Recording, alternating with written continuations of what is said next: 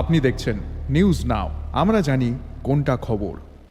वर्तमान राज्य सरकार ने 26 सितंबर 2025 तक कुल 22,023 लोगों को नौकरियां दी है। कौशल विकास के माध्यम से रोजगार उपलब्ध कराया जा रहा है। प्रज्ञा भवन में आयोजित नियुक्ति पत्र वितरण समारोह में मुख्यमंत्री डॉक्टर मानिक शाह ने कहा। শুক্রবার নির্বাচিত জেনারেল ডিউটি মেডিকেল অফিসার ও গ্রন্থাগারীদের মধ্যে নিয়োগপত্র বিতরণ করেন মুখ্যমন্ত্রী ডক্টর মানিক সাহা। আগরতলার প্রজ্ঞা ভবনে আয়োজিত হয় এই নিয়োগপত্র প্রদান কর্মসূচি। অনুষ্ঠানে উপস্থিত ছিলেন রাজ্যের মুখ্যমন্ত্রী ডক্টর মানিক সাহা। স্বচ্ছতার সঙ্গে চাকুরি প্রদান করছে রাজ্য সরকার।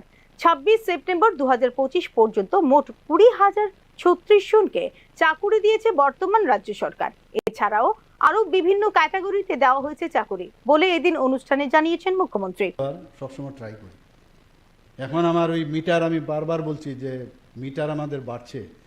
এখন পর্যন্ত আজকে নিয়ে এই ডাইন হার্নেস শুদ্ধ আমরা 20,036 জনকে এখন পর্যন্ত আমরা সরকারি চাকরি দিয়েছি।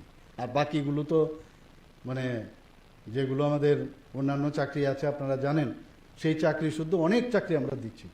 শুধু তাই না, এমএসএমই বা অন্যান্য যেসব মাননীয় প্রধানমন্ত্রীজি বারবার বলছেন শুধু চাকরি দিয়ে তো সবাইকে শেষ করা যাবে না, তবে অন্যান্য আমরা ব্যবস্থা করে বিভিন্ন লোনের মাধ্যমে এন্টারপ্রেনারশিপ হওয়ার জন্য যা যা দরকার আমরা সেগুলো করছি। আমরা যেখানে স্বনির্ভরতার বিশেষ মাননীয় প্রধানমন্ত্রীজি বারবার বলছেন যে সেলফ রিলায়েন্ট হতে হবে। আমরা এই ত্রিপুরা সরকার আমরা চেষ্টা করছি যে ত্রিপুরা যেন প্রপারলি চলে, একটা স্বচ্ছতার সাথে চলে, তার কিছু প্যারামিটার আমরা সবাই জানি। এখন পর্যন্ত এটা আমার এখন প্রতিদিনই যেখানে যাব আমি সেই কথাটা বলবো যে ত্রিপুরা ঠিকভাবে যে চলছে তার সবচেয়ে বড় উদাহরণ হচ্ছে আমরা জিএসডিপির কথা যদি বলি, আমরা নর্থ ইস্টার্ন জোনের মধ্যে সেকেন্ড হাইস্ট।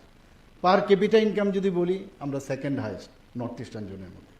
আমরা যদি এখন ফ্রন্ট নীতি আয়োগের মাধ্যমে আমাদের যে এখন আমাদেরকে নোমেনক্লেচার দিয়েছেন যে ফ্রন্ট রানার হিসেবে আমাদের শুধুমাত্র সরকারি চাকরি নয়, দক্ষতা উন্নয়ন কর্মসূচির মাধ্যমে রোজগারের ব্যবস্থা করার উপর গুরুত্ব দিচ্ছে রাজ্য সরকার।